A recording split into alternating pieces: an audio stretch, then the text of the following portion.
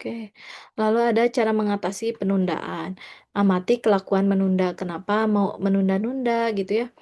Terus temukan alasan penundaannya, singkirkan pikiran negatif, jangan terus bekerja dalam tekanan, jangan terbawa perasaan percaya diri untuk memulai.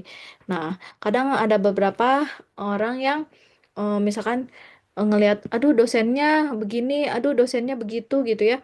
Jangan dijadikan alasan gitu, tetap aja kita fokus ke tujuan gitu. Jadi apapun yang terjadi, apapun kendalanya, kita tetap fokus pada apa yang akan kita selesaikan, apa yang akan kita raih gitu ya. Jadi pribadi yang berhasil gitu ya. Berhasil itu kan banyak ininya, poin pentingnya gitu ya. Justru proses itu yang lebih menentukan hasil gitu. Jadi proses inilah yang kita hargain gitu ya. Nanti kita pelajarin di program ini nanti bagaimana pentingnya proses dibandingkan hasil gitu ya. Hasil bisa bisa aja sih misalkan program beli aja gitu ya. Jadi cuman kan kita nggak paham dengan prosesnya. Nah, mulai menghargai proses-proses yang berjalan selama kuliah.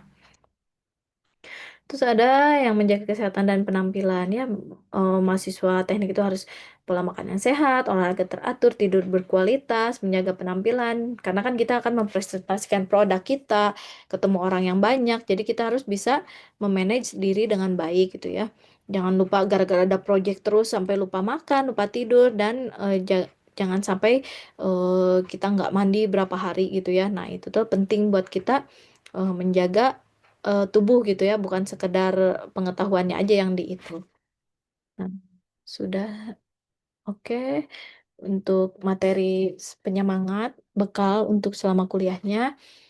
Kalau ada yang mau ditanyakan boleh, ada yang belum ngerti gimana cara manage-nya, gimana kepemimpinan, boleh silakan. Ada yang mau tanya? Ibu izin bertanya, Bu. Iya, boleh. Kalau misalkan nanti selama kuliah Ibu sudah menjelaskan gitu ya tentang materi pemrograman ini, tapi eh, saya misalkan gitu masih ada yang kurang ngerti, terus minta buat belajar tambahan gitu sama Ibu itu kira-kira boleh nggak ya? Boleh aja misalkan memungkinkan terus emang apa ngerti juga gitu ya kan apa namanya misalkan ada jadwalnya di luar itu mau ngobrol dulu mau tanya yang nggak ngerti boleh silakan aja gitu. Kalau Oke. misalkan susah dihubungin atau gimana mau ke saya atau ke yang lain dosen yang lain yang lebih ahli gitu ya untuk ke programming kan kalau saya tuh lebih ke manajemen sama sistem bisnisnya sama ke pemrograman awal dasarnya gitu ya nanti kalau misalkan udah expert cari yang lebih jago gitu ya misalkan ada temen yang lebih jago boleh tanya mau ke saya juga boleh silakan aja. Baik, Bu, terima kasih. Oke, ada lagi yang mau ditanyakan?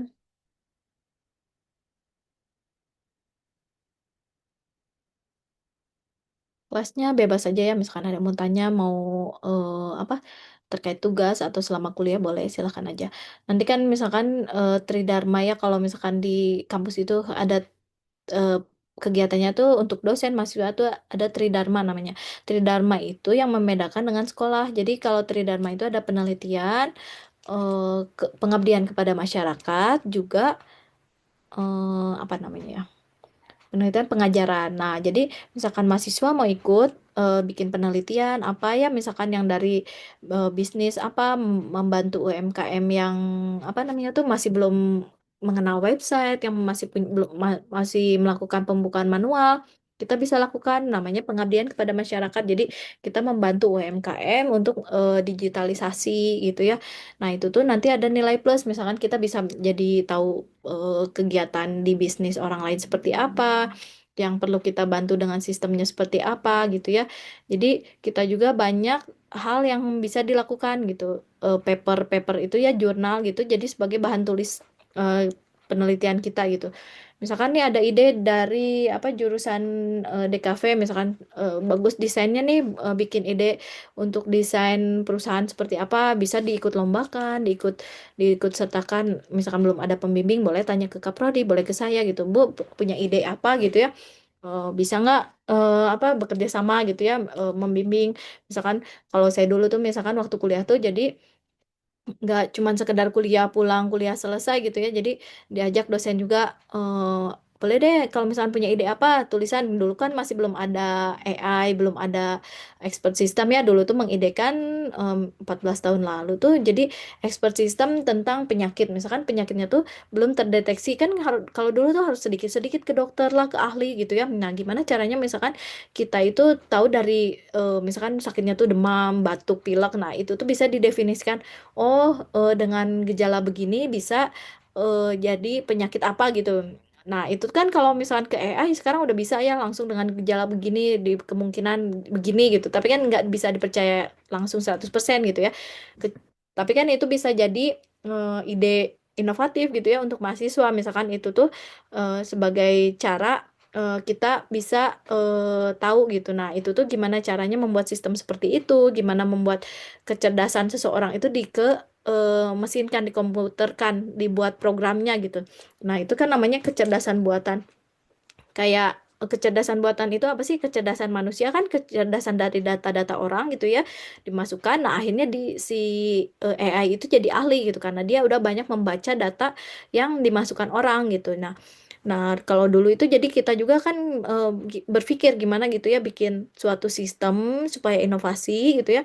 Nah, itu tuh ide-ide itu bisa jadi kita kirimkan ke seminar atau ke apa conference ya, ada yang nasional, ada internasional. Kita kan sekarang udah mulai bersaingnya dengan internasional gitu ya, mulai menulis bahasa Inggris. Nah, kalian bahasa Inggrisnya harus bagus. Jadi ketika menulis paper itu kan misalkan di-apply lah, bayar sekian juta untuk ikut seminar gitu ya, diperiksa oleh ahlinya, terus nanti kita seminarkan, dapat apa namanya tuh sertifikat apa penulis gitu ya, mau dipatenkan gitu ya, punya inovasi apa tuh kita bisa gitu. Nah, itu tuh ada dananya, terus kita punya pengalaman untuk menulis yang bagus gitu ya, nanti diseminarkan di internasional atau nasional, nah gitu. Jadi harus mulai mengasah keahlian kita gitu ya. Sukanya di apa, jadi ide-ide itu bisa disampaikan selama jadi mahasiswa gitu. Karena potensi jadi mahasiswa itu banyak kegiatan yang bisa diikutin gitu ya. Bukan hanya di kelas ikut pembelajaran, tapi ide-ide itu bisa apa kita manfaatkan gitu. Ada lagi yang lain yang mau ditanyakan?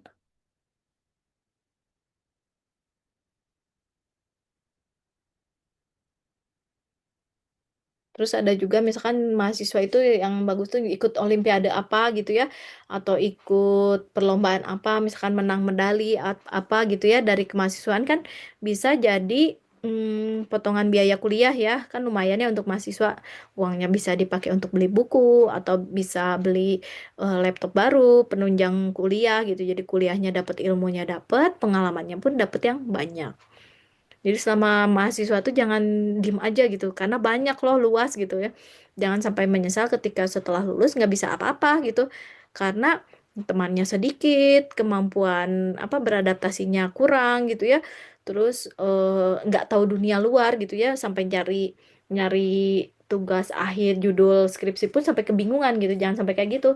Kalau misalkan kita punya teman banyak, punya punya relasi yang banyak, akan banyak peluang memudahkan gitu. Ada yang mau ditanyakan? Sebelum masuk materi kuliah, perkenalan awal. Ada lagi yang mau bertanya?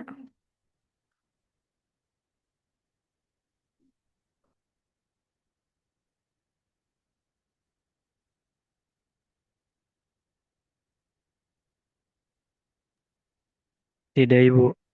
Oke, boleh. Kalau nggak ada, kita lanjut ke materi kuliah aja ya.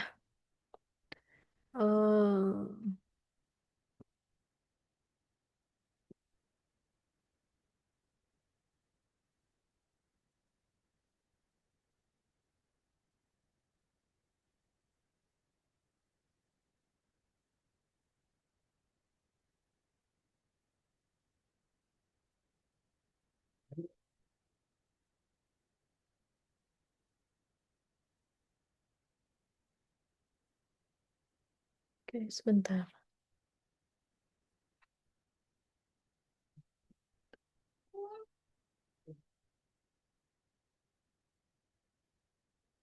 Nah, kita mulai ke materi kuliah pertama ya. Kita pembahasan tentang Pascal. Udah terlihat jelas belum materinya? Sudah Ibu. Sudah, Bu. Udah Ibu. Sudah, Ibu. Udah Ibu. Oke. Pemrograman satu ya. Pemrograman satu kebetulan hari ini adalah pelajarannya tentang Pascal untuk semester ini. Bahasa pemrograman itu kan banyak ya, ada beberapa. Nah, kita harus paham dulu pemrograman itu adalah proses yang dilakukan oleh algoritma gitu ya, algoritma dulu dan pemrograman. Nah, biar kita paham dulu supaya bikin program itu apa sih yang dibikin gitu ya sampai jadi program yang bisa kita gunakan dengan UI dan UX yang cantik, yang bagus gitu ya. Nah, itu kan bisa kerjasama dengan orang visual gitu ya, gimana membuat UI dan UX yang cantik, yang bagus gitu ya. Dan programnya pun oke gitu ya. Nah, programnya itu jadi kita harus paham dulu algoritma dan program nih. Pendahuluan dan pengenalan Pascal. Algoritma dan program. Algoritma adalah urutan langkah-langkah untuk menyelesaikan suatu masalah. Nah, urutan langkah-langkah itu seperti apa sih? Kayak misalkan kita mau ke Jakarta nih. Ke Jakarta itu gimana caranya supaya nyampe ke Jakarta? Supaya kita sampai ke Jakarta pakai apa gitu ya? Apakah tiba-tiba pengen gara-gara niat doang dari Bandung langsung ke Jakarta, dari Jakarta pengen ke Lombok, dari Lombok pengen ke Bali? Nah, berarti kan itu tuh harus sebentar.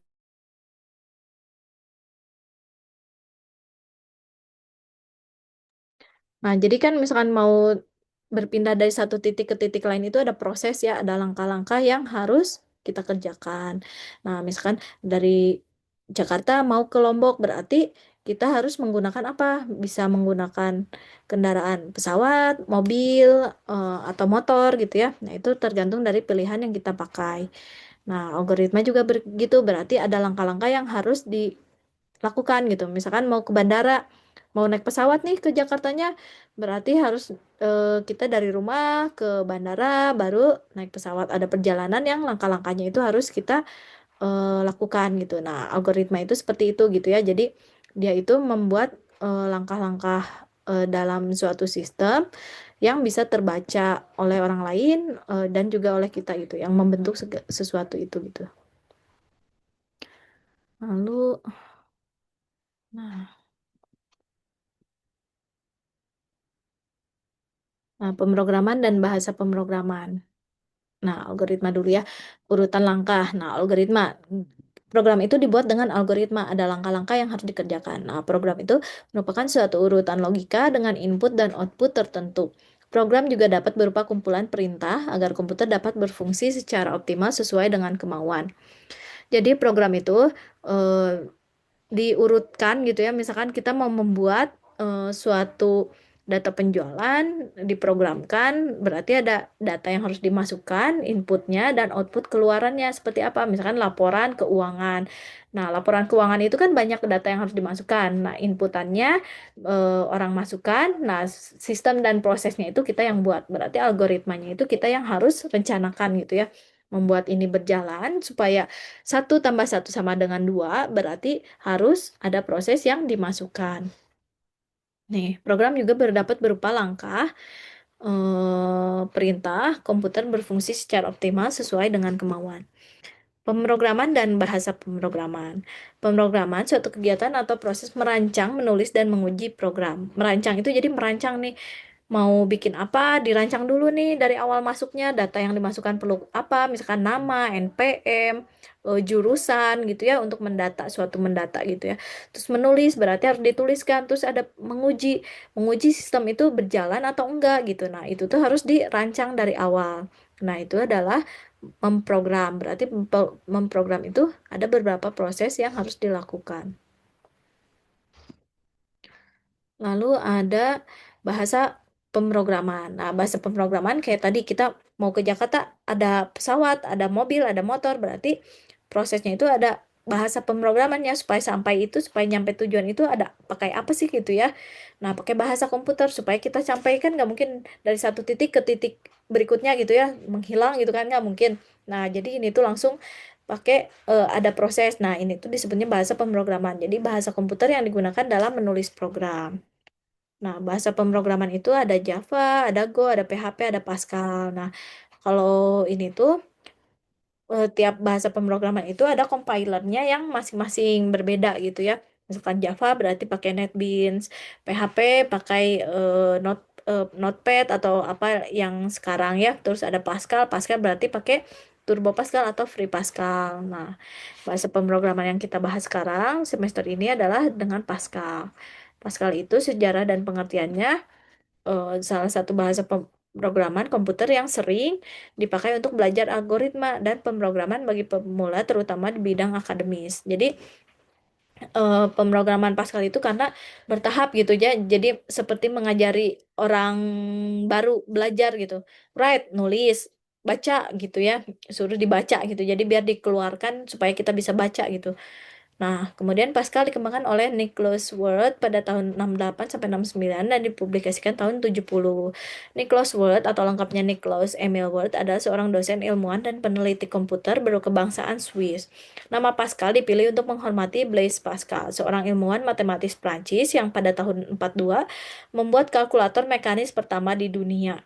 Nah, kenapa sih awalnya dari komputer tuh dari kalkulator gitu ya? Sebelum bahasa mesin itu kan mesin emang ngerti bahasa kita, emang tahu dia bilang aku nulis baca gitu kan, nggak bisa gitu ya, dia tuh nggak bisa eh, tulis saya sedang belajar, dia nggak ngerti gitu ya mesin itu. Jadi bahasa mesin itu cuma mengenal satu dan nol.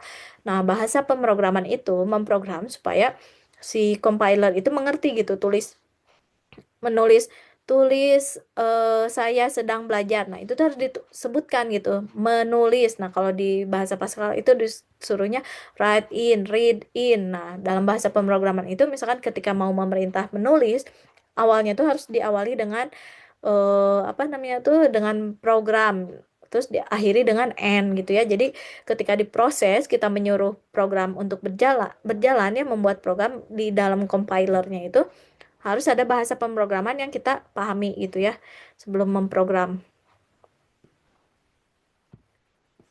Nah, struktur bahasa Pascal, deklarasi program. Pascal adalah bahasa pemrograman deklaratif dan terstruktur yang artinya seluruh variabel, konstanta, fungsi, dan beberapa struktur pemrograman lain harus diperkenalkan di awal kode program dan dalam urutan yang sudah ditentukan. Di dalam pemrograman, perkenalan ini dikenal dengan istilah deklarasi. Jadi, misalkan mau memerintah tulis buku, berarti dideklarasikanlah program itu, namanya program buku gitu ya. Nah, bagian deklarasi terdiri dari beberapa jenis kode program, yakni perintah use, tipe, konstanta, variabel, fungsi, dan prosedur.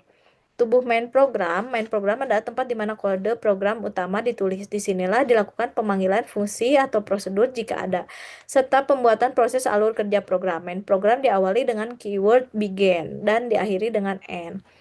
Compiler Pascal. Untuk dapat menjalankan bahasa pemrograman Pascal dibutuhkan sebuah compiler. Terdapat banyak compiler untuk menjalankan bahasa Pascal. Di antaranya ada Turbo Pascal dan Free Pascal. Nah, untuk Turbo Pascal itu apa namanya tuh sudah tidak digunakan ya karena udah lama gitu ya dari awal-awal pembuatan mesin. Terus ada Free Pascal.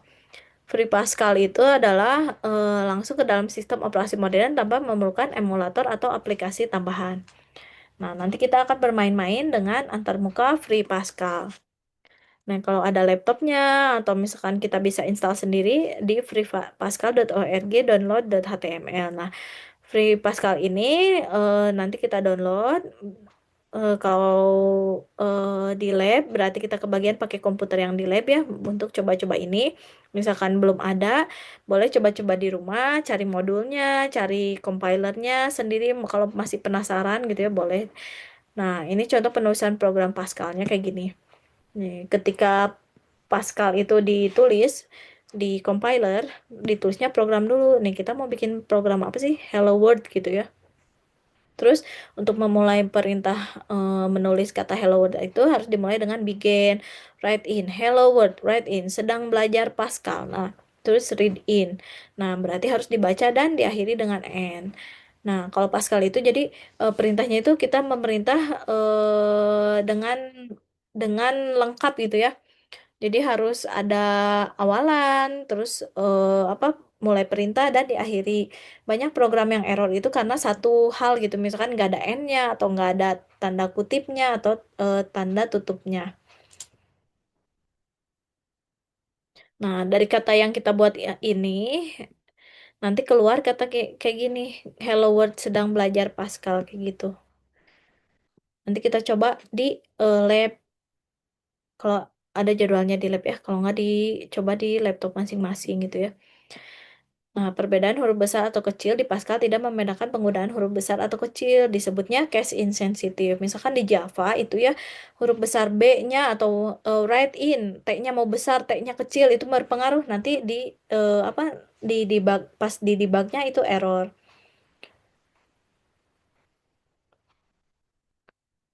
Nah, kalau di Pascal itu tidak case sensitif, jadi insensitif. Jadi insensitif itu mau tulisannya besar kecil tidak berpengaruh untuk dia bisa tetap merunning programnya. Jadi menghasilkan output yang sama. Penulisan komentar pada Pascal, komentar atau komen adalah kode program yang ditambahkan untuk memberikan keterangan penjelasan mengenai cara kerja program. Komentar tidak akan diproses oleh Pascal dan berfungsi hanya untuk memberi keterangan tambahan, terutama jika program yang ditulis cukup rumit. Nah, kenapa sih harus ada komentar nih? Komentar itu ditandai dengan tanda kutip dan kurung kurawa. Dikasih tanda komentar itu supaya misalkan programnya itu banyak ya. Jadi program itu kan dari kumpulan perintah-perintah gitu ya. Perintah menulis, perintah mengoperasikan, perintah pengulangan gitu ya di looping. Nah, itu tuh nanti akan menjadi banyak gitu. Program tuh nggak cuma untuk menulis satu kata aja kan programnya itu jadi ada berapa baris gitu ya.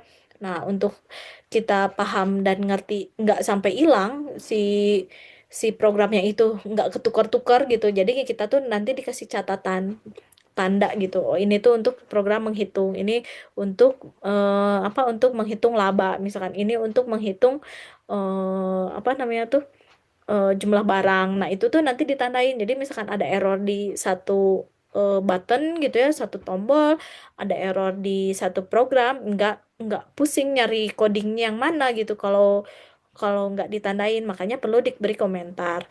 Lalu manfaat lainnya diberi komentar ada misalkan programmer yang pertama itu keluar kerja atau tim yang lain itu sudah apa nggak bekerja lagi gitu ya atau pindah perusahaan nanti programmer juniornya itu bisa menggantikannya karena ngerti program yang dibuat itu sudah ada tanda-tanda untuk mengerjakan tugas programnya gitu ya.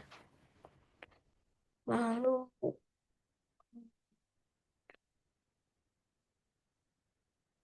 selanjutnya nih seperti ini perbedaannya ya. Kalau yang tadi kan perintahnya itu hello world berarti yang ini gitu ya. Nah, sedang belajar Pascal di write in. Nah, komentarnya itu ada di dalam kurung kurawanya ini. Belajar komentar pada Pascal. Nah, gitu ya. Jadi untuk belajar komentar itu ada tulis kayak gini pakai kurung kurawa. Jangan sampai apa namanya tuh lupa ditutup gitu kan. Karena nanti jadi masalah gitu. Jadinya bukan komentar tapi malah muncul. Nah, terus ada dua cara ya menulis komentar tuh. Ada yang kurung kurawa, ada yang tanda bintang. Nah, saat keluar kan si komentar ini nggak keluar di programnya gitu. Tapi langsung keluar apa yang diperintah di write in, dan di read in-nya. Jadi write in, read in itu jadi tulis ini dulu, terus disuruh dibaca. Nah, sama si sistemnya itu langsung dibaca kayak gini. Nah, hello world sedang belajar Pascal. Nah, identifiernya itu bagian dari statement yang merupakan identitas dari nama sesuatu, apakah nama program, fungsi, prosedur, variabel, dan konstanta. Aturan penulisan identifier, karakter pertama harus berupa huruf, kedua seterusnya berupa huruf, angka, karakter, underscore. Nah, identifier tidak boleh digunakan karakter selain angka, huruf, dan underscore. Nah, kayak gini ya, ada reserved word dan predefined identifier yang nggak boleh dipakai karena itu dikenal sama Pascalnya gitu ya. Jadi misalkan var terus pertama ada bintang, ada luas segitiga pakai spasi nggak bisa. Jadi harus pakai underscore untuk spasinya gitu ya. Nah, ini untuk identifiernya. Terus reserved word-nya dan predefined identifier. kata atau karakter khusus yang digunakan secara internal di dalam aplikasi Pascal. Nah, ini bisa dibaca nanti materinya kita masukkan ke LMS gitu ya buat pengetahuan. Nanti di support itu bahasanya apa aja sih gitu ya. Apa namanya tuh harus diketahui supaya kita nggak menuliskan kata-kata itu sebagai di dalam programnya gitu ya. Lalu latihan satunya nih, install compiler Free Pascal pada perangkat laptop atau PC. Kemudian program untuk menampilkan tampilan seperti di bawah ini, npm sama nama. Nah, kayak tadi kan write in apa namanya tuh sedang belajar Pascal gitu ya, cuman menulis kata itu. Nah, nanti dicoba di rumah atau nanti di lab gitu ya. Yang penasaran sekarang, misalkan bisa dicari tahu Free Pascalnya diinstal, di-download, terus coba nulis npm dan nama. Boleh nanti di-share screenshotnya buat percobaan program tugas awal. Nah, segitu materi hari ini. Ada yang mau ditanyakan, ada yang belum paham? Untuk membedakan program, bahasa pemrograman.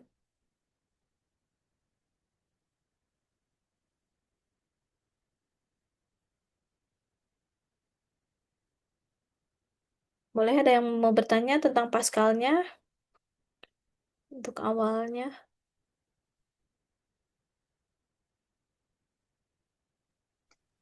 Ibu mau nanya boleh Bu? Boleh. Mau memperjelas itu yang kurung kurung Kurawal sama kurung biasa itu cuman kayak membatasi poin buat kita tahu aja gitu ya Bu? Ya, kalau apa di Pascal itu kan tanda perintahnya tuh diawali dengan si tanda kurung biasanya itu kan.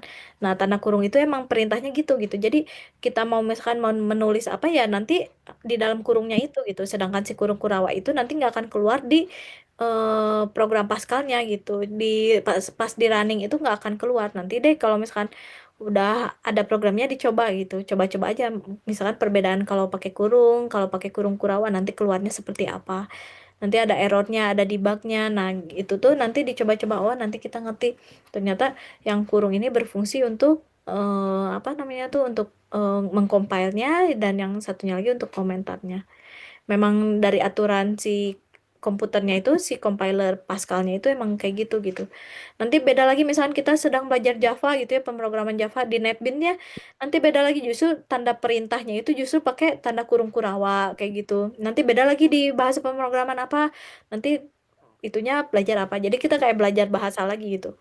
Bahasa Inggris pengaturannya kayak gini, bahasa Indonesia aturannya kayak gini gitu. Jadi tiap compiler memang beda-beda gitu penggunaan apa namanya tuh huruf kayak gitunya tuh. Itu sih. Udah cukup Baik, jelas. jelas. Oke, ada lagi yang mau tanya?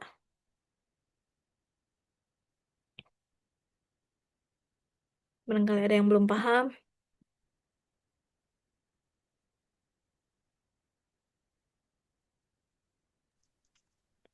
Maaf, Ibu mau bertanya.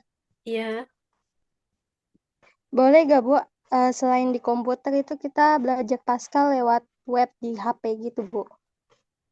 Kalau sekarang Mencoba-coba gitu. belum coba sih biasanya justru kalau yang itu tuh di laptop atau PC ya soalnya agak berat compilernya cuman kalau di HP belum tahu nih apakah ada atau enggak gitu biasanya kalau untuk yang di HP untuk pemrograman yang Android nantinya kalau dulu itu pakainya Eclipse ya compilernya nah cobain aja misalkan apakah memang ada gitu ya untuk belajar pemrograman Pascal tapi tahu saya kayaknya dulu juga pernah ada deh cuman buat belajar apa namanya tuh mengetahui gitu kalau ini ditulis ini jadi keluarnya apa gitu. Tapi bukan khusus untuk membuat program asli gitu. Kalau program asli kan handphone juga kayaknya nggak apa namanya tuh nggak eh, dibuat bikin program gitu kecuali emang lagi belajar pemrogramannya yang Android gitu. Gitu. Tapi boleh dicari tahu nih di apa namanya teh di Google Store-nya ya, di Play Store-nya untuk belajar Pascal. Kalau nggak salah dulu ada sih.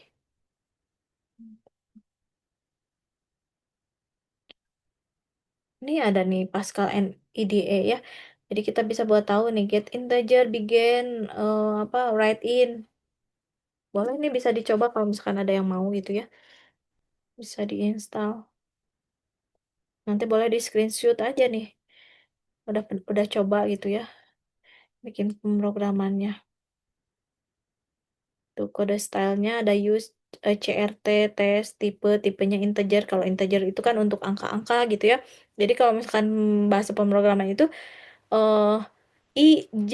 Nah, jadi kita harus memperkenalkan gitu ketika menulis itu I-nya adalah satu, J-nya adalah tiga. Terus untuk mengoperasikannya tuh berarti write in I ditambah J gitu. Jadi apa se kayak mengajari baby gitu. Jadi ngajarin lagi komputer itu dengan yang kita pahami gitu. Jadi ketika membuat program itu kayak gitu gitu.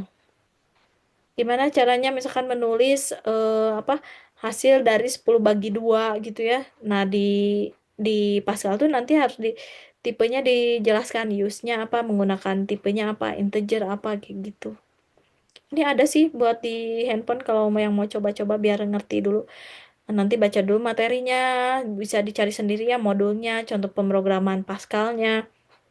Nanti bisa kita coba di aplikasi kalau misalkan adanya handphone dulu, dicobain dulu keluarnya jadi apa gitu, terus di run kayak gitu. Harus banyak coba-coba sih kalau program. Ada lagi yang mau Oke, tanya? Oke, terima kasih Bu. ya.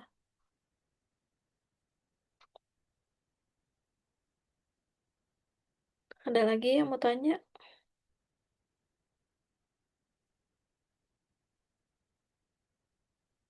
Kalau menemukan apa, oh ini loh, ini ada ini gaya baru, ada apa, mau di grup diramein gitu ya buat belajar pemrograman bareng-bareng boleh, silahkan gitu ya. Jadi apa belajar bersama gitu. Program ini udah ada yang coba ini, jadinya begini, kenapa ya error? Nanti jadi kita dicari solusi bersama gitu. Nah, gitu nanti di lab juga kan nanti, oh ini kenapa errornya? Ternyata cuman gara-gara satu hurufnya atau gara-gara kurungnya. Nah, gitu. Nanti tuh belajarnya kayak gitu sih lebih banyak coba trial and errornya gitu kalau belajar pemrograman tuh. Jadi nanti lama-lama biasa gitu dari program yang kecil-kecil nanti makin berkembang gitu. Nanti kan belajar juga tentang matematikanya, algoritmanya. Jadi nanti kita paham juga gitu. Boleh dibaca-baca dulu aja, misalkan yang emang penasaran apa namanya tuh eh, perbedaan dengan bahasa si. Nah, si itu mirip dengan Pascal. Nanti boleh dicari-cari referensinya dari buku ataupun PDF ya. Bagusnya kalau apa namanya tuh ada panduan kayak gitu, ada yang misalkan mini project itu jadi suruh nyoba bikin project apa dari bahasa pemrograman Pascal. Nah, itu bisa dicoba-coba. Itu. Ada lagi yang mau ditanyain?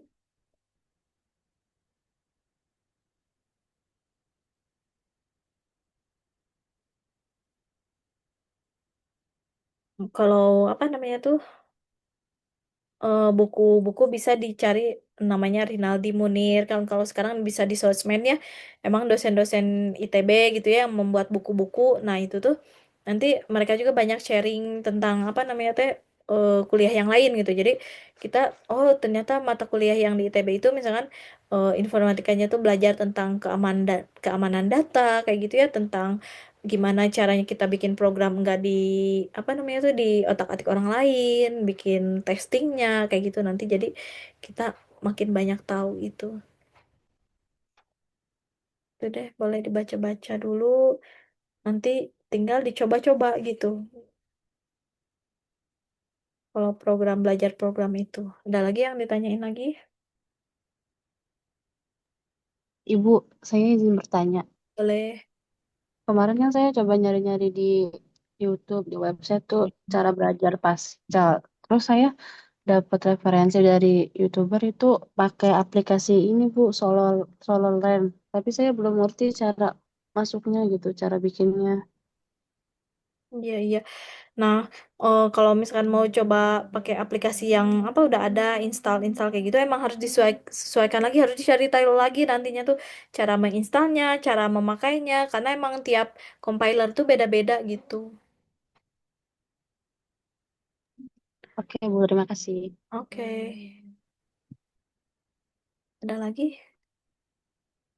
Kalau udah nggak ada yang tanya lagi, boleh kita tutup aja ya mata kuliahnya. Hanya 12 ya, sampai jam 12. 10 menit lagi jangan lupa isi absen di LMS-nya supaya apa namanya teh nanti kan ada persentase kehadirannya. Oke. Terima kasih untuk kehadirannya, terima kasih untuk yang sudah menyimak. Semoga tetap semangat kuliahnya, tetap mengikuti pelajarannya, mau mencoba-coba. Oke, terima kasih. Assalamualaikum warahmatullahi wabarakatuh. Waalaikumsalam Waalaikumsalam warahmatullahi wabarakatuh. Waalaikumsalam warahmatullahi wabarakatuh. Waalaikumsalam Terima kasih, Bu. warahmatullahi wabarakatuh. Masih. Sama.